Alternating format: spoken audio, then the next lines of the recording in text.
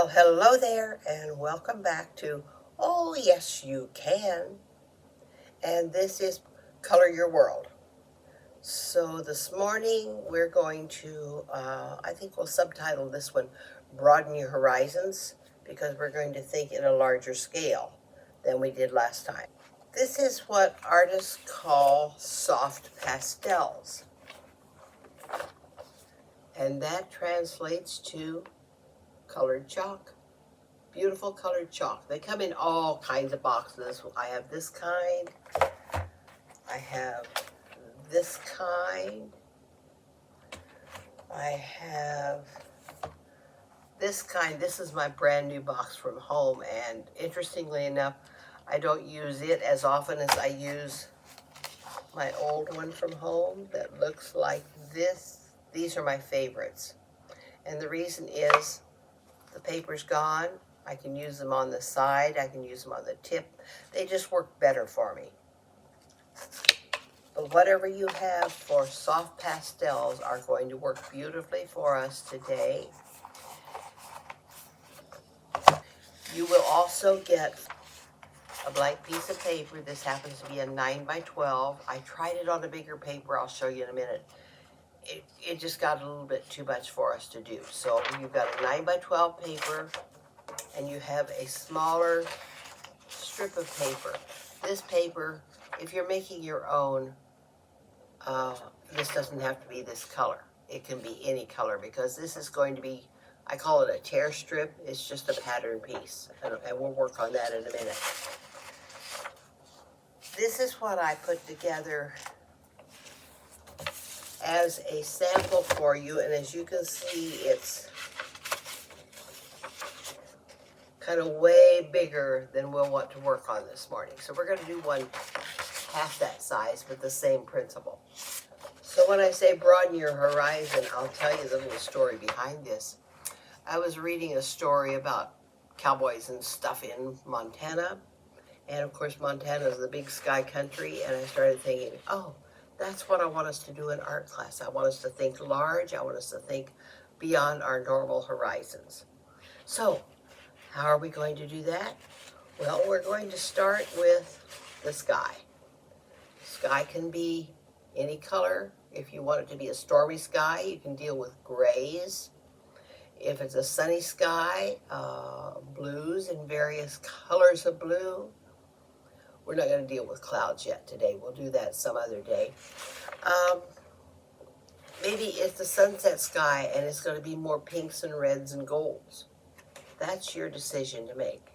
And right now, let's think about what we have in our box of pastels. I didn't finish telling you what else you'll need. Bad me. You might need a Q-tip. If we get into some of the smaller detail work at the last part of our drawing, you will definitely need Kleenexes. It's any kind of soft tissue like that. And I suggest you have handy some paper towels. These can be used for multiple purposes. I have over here at the side handy wipes. They're great, but I don't recommend using them while we're doing the art piece, because any moisture that gets on our soft pastels affects our drawing. So we'll leave those aside for cleanup later on. Be sure to protect your work surface. I'm working on a surface that's easy to clean, so I didn't cover it today, but you might want to put down newspaper or something, because pastels are dusty. They're messy. They'll get all over every place if we're not careful. And even when we're careful, they get all over every place. All right, let's find our 9 by 12 piece of paper, and we're going to use it in the landscape position today. This is the portrait. We want landscape position today. And we're going to think about our composition. How much sky do we want? Let me go back to mine for just a moment. In this one, if you use your eyes like a measuring tool, you can see that the sky is not quite half the page. I saved more of the bottom of the page for my composition, the remainder of my composition. And about the top third is my sky. If that's what you want, then that's where you want to put your horizon line. If you want more sky, because it's going to be dramatic with a sunset or whatever, you might want to have just only the bottom 1/3 saved for this part of the composition and put 2/3 of it into sky. As I demonstrate today, I'm going to stick with this 1/3 at the top. I think it's my preference, perhaps. Okay, how are we going to do that? We had this already set out in the landscape position. This strip of paper is going to become, I don't want us to do that. I changed my mind. Let's do our sky first. And perhaps I didn't bring a pencil, so I'm going to use one of my soft pastels very lightly to sketch where I want my horizon line to be. And I told you I want it to be about 1/3 of the way down the page. So I'm just going to do a rough line across like that, just as a measuring tool. And that doesn't look very interesting, but I put it that way for a reason, because I want our sky to cover this whole area, and this is how we'll do it. Mine's going to be, I think it's going to be this, looks like I've got a lighter blue. Yeah, this is like a cerulean blue. It's so dirty you probably can't tell that. But I'm going to start in the upper corners of the paper. And, you know, we kind of live in an upside down bowl. The sky above us is kind of in a circle. That looks more green now. I hope I didn't get the wrong color. So our sky is really kind of in a circle. So that's how I made this. And these corners should be a little bit darker. Over here and over here should be a little bit darker than the middle, just like the light source. The sun's closer to this part of our sky. Okay, I'm going to put a little more color in because that won't be enough. It takes quite a bit of color for what we're doing right now. I think just for fun, I'm going to see if I can find another blue and just get some variation in my sky. And I did. I found a darker blue. Good for me. And if you're using the sunset colors, the oranges and the blues, again, I want to emphasize the corners. Oh, now it looks like I almost put in some skies or some storminess, didn't I? That may not be enough color yet, so I'm going to come back with my light blue, the cerulean blue again, and fill in a bit of this here in the middle. That is a green. Shame on me.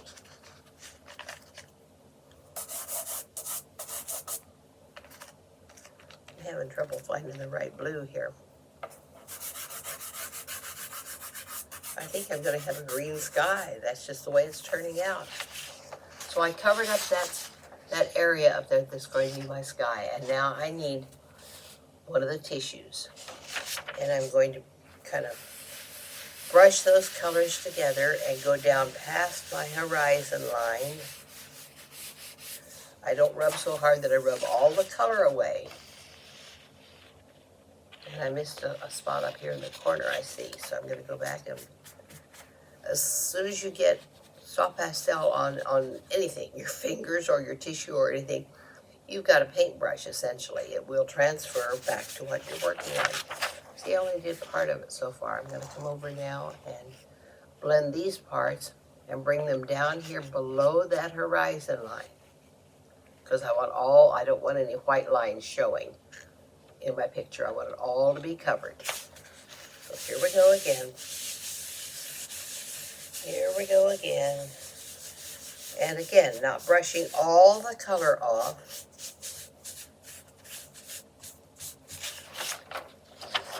And covering everything so that we don't have any, we lost our horizon line. That's okay. We're going to put it back in a minute. And if you've got spots that don't suit you, if you want to go back and put in more color, maybe I want a little bit darker over here in this area, I can go back and add more. and then blend it in again. You can't see the table I'm working on, but I sure am getting it dirty. Well, maybe you can a little bit. I'm getting it dirty already. Okay. That was easy, wasn't it? Now comes the fun part. Find that little strip you had. And if you'll notice, it fits right across your paper just perfectly. On one of the long sides of that, I want you to tear some mountains. And mountains can be,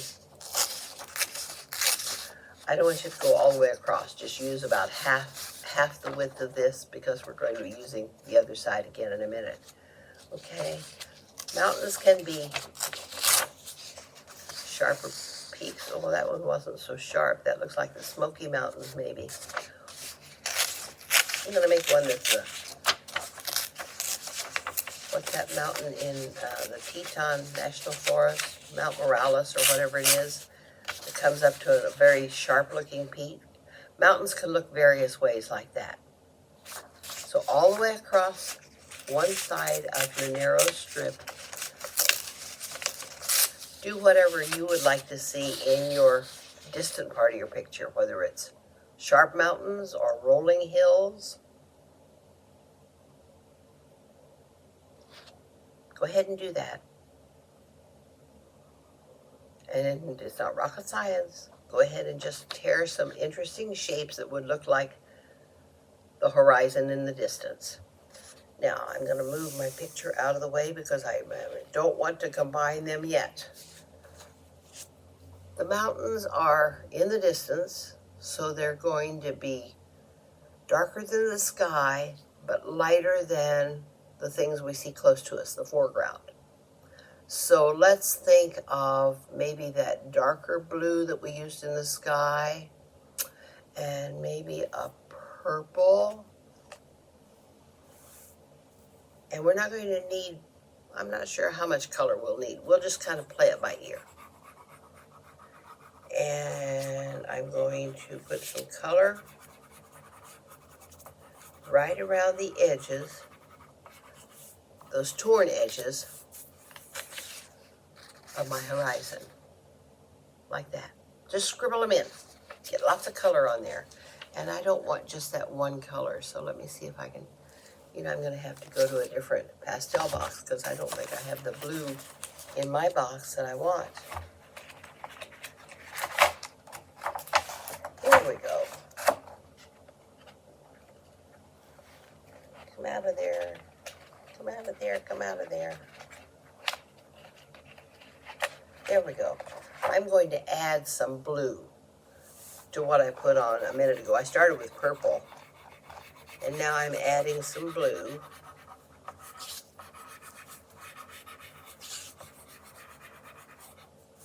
And again, I'm just scribbling it on like that. Looks awfully dark. Might be too dark. We'll find out.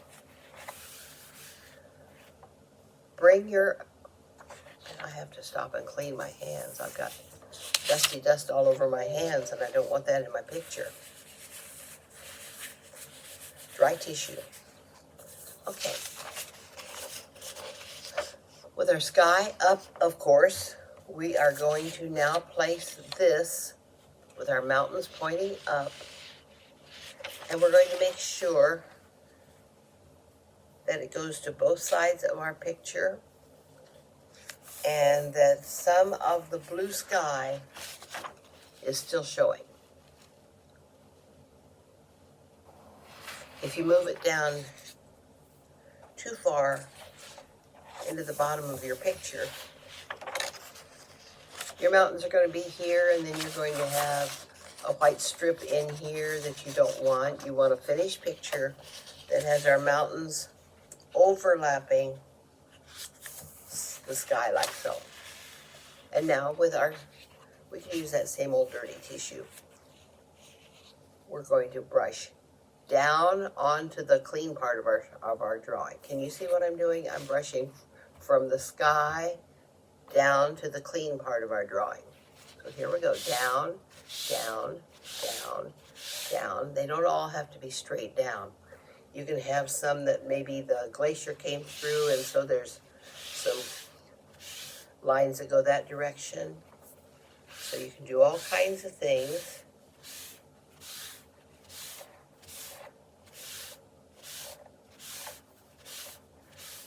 I think before I take this off, I'm going to make a decision. I'm suspecting that I don't have enough color on mine yet. So I'm going to go back and add some more of my colors. I'll start with that blue one.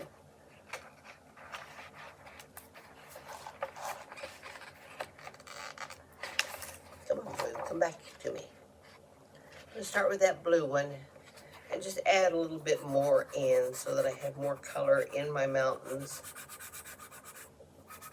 Just a little bit here and there, and brush down again.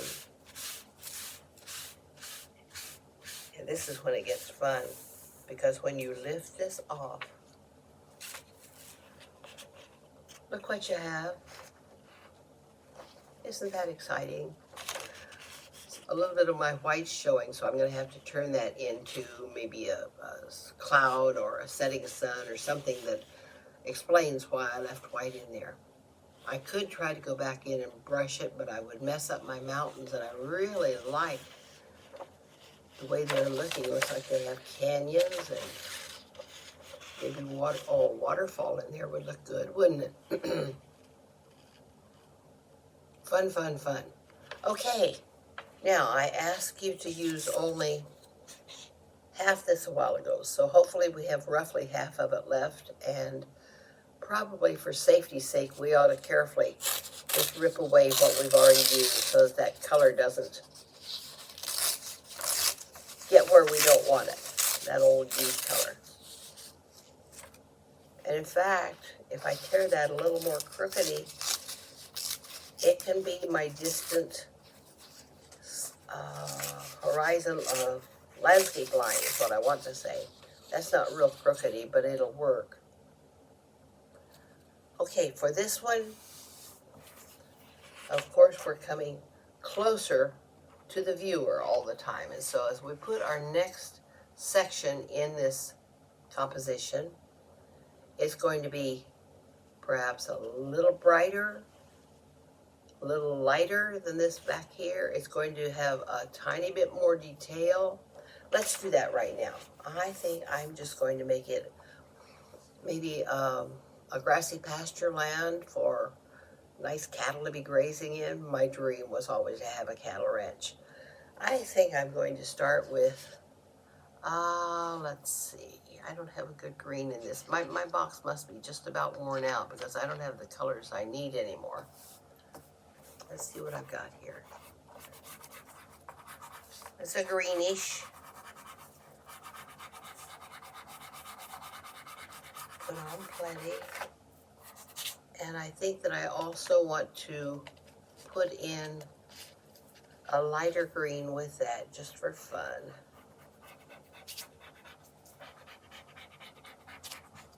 And this is what I've got going now. A mess on my hands, of course.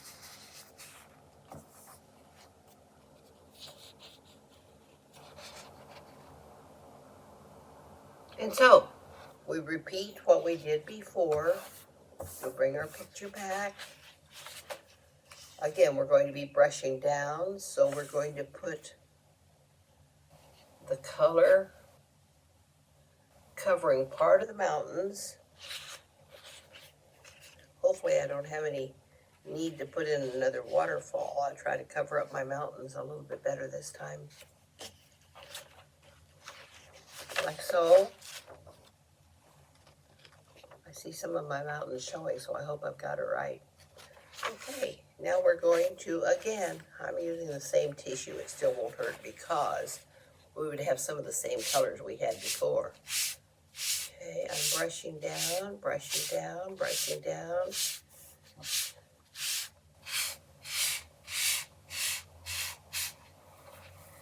And I'm not sure if that's enough color or not.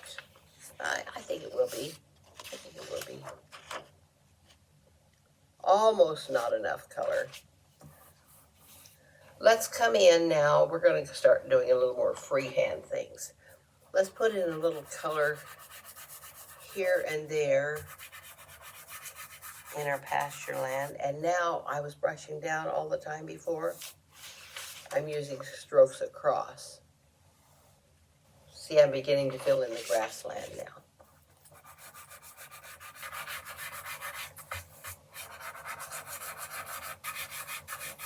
And I'm going to bring that almost all the way down to the bottom of the page. I think I just put my elbow in a pile of dust. That's part of it. Okay, now I think that this time, rather than brushing down, I'm going to brush across. And this is going to become our grassland, our pasture land. It kind of takes out all those parts that weren't quite colored. Fills in the blanks.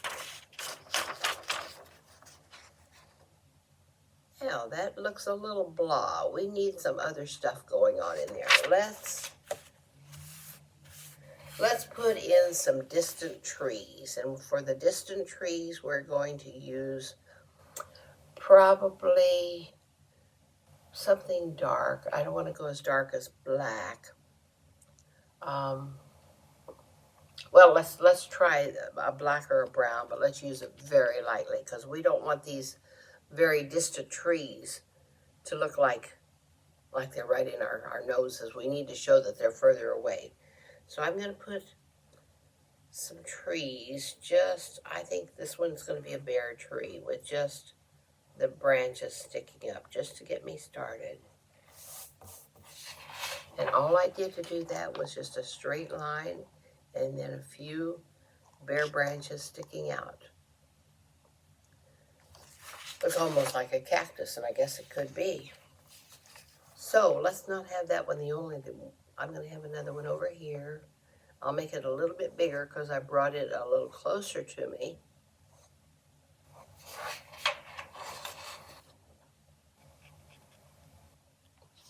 And I could make it a little darker too because it is a little closer to me. Now, just for fun, let's think about some evergreen trees, some fir trees of some kind. The Montana mountains, I think, probably have fir trees, and I'm going to find a darker green for that. The smart thing for me to have done was to get all these colors out in front of me before we started. Then I wouldn't have to hunt for them. So, do what I tell you, not what I do. I hope that's a green. All right. I'm going to go to another paper just for a minute so I can demo for you.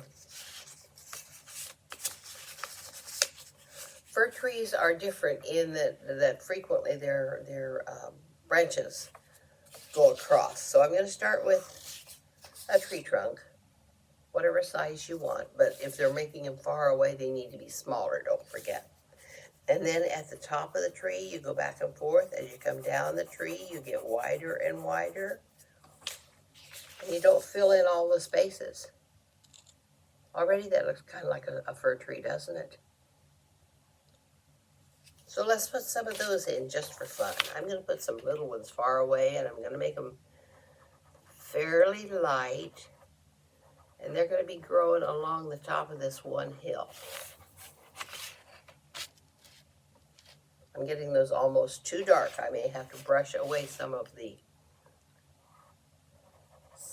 soft pastel because my colors are too dark for as far away as these trees are.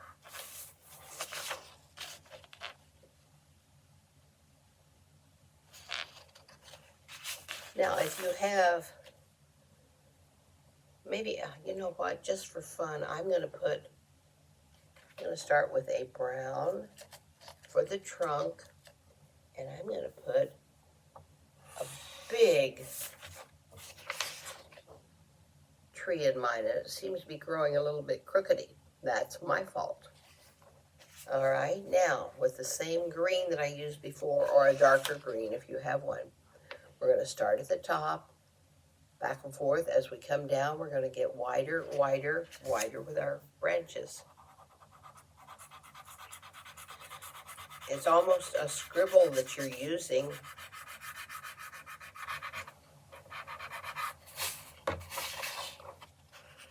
And suddenly we have a tree right in the middle of our composition. Draws our eye right to it, doesn't it? But it also makes these look smaller the way they should. Good for us. What else can we do in here? Well, we could, no, I don't want to put another big tree because I want this one to be our focus. So I'm going to keep just one tree. But I need something over here, don't I? How about we put a river over there? A river for our purposes today is going to be well, it's always going to be the color of our sky because water has no color, right? It reflects what's around it. My sky is blue, so my water is going to be blue. I need to demonstrate again because if you make your river running down the page like that, it looks like it runs off the page. Kind of bothers your viewer.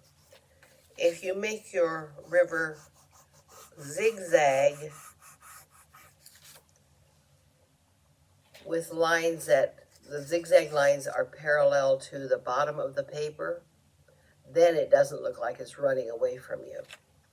And again, if our river is far away, it's going to look less blue than when it gets close to us. So I'm going to start up here behind this one tree, and I better turn this so that it's parallel to me, and I'm going to start lightly back and forth,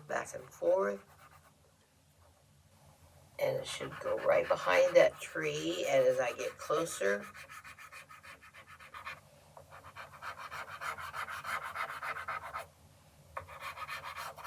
I made my tree grow right in it, which was not a good plan. So I'm going to have to go back. Ooh, look at that. That looks okay. That looks okay. I think that I need to put my tree trunk back in because it really shouldn't be growing in the middle of that little stream. So I'm going to bring my tree trunk down a little bit closer to the bottom of the paper. Not all the way to the bottom. Just almost all the way. And then I can put a little bit of dirt around to show that this tree isn't floating in space. And I can go back with a white pastel and put in some sparkles on that water where the sunlight is hitting the ripples and it's just kind of sparkling in the sunlight. Not so many far away because we wouldn't be noticing that, but as it gets closer, we might see some more sparkles on our water. Like so. Do you need something else in your picture, or is it done the way it is? Doesn't look too bad the way it is, does it? But if you would like to, now you get creative and do whatever you'd like to add. I think that I need to have my dream ranch out here and put some cattle in mine. Cattle have 4 legs, so I'm going to get real technical here. Give my cows 4 legs. 4 legs with just 2 triangles. I don't want them to be too big. I don't want a Brahma bull way back there that far away. So don't make them too big, and don't make them too dark when they're that far away. Then a long body. Whoops. Got that way up in the air. Kind of messed that one up. Well, it almost looks like I have 2 cattle back there, so I think I can turn that into 2 standing side by side, can't I? One has its head down, the one in the front has its head down, and it's eating grass. Or these could be deer, or they could be antelope, they can be whatever you want them to be on your ranch. What do you think? Was that fun? Do you like soft pastels? If you're happy with your work, go ahead and sign your name.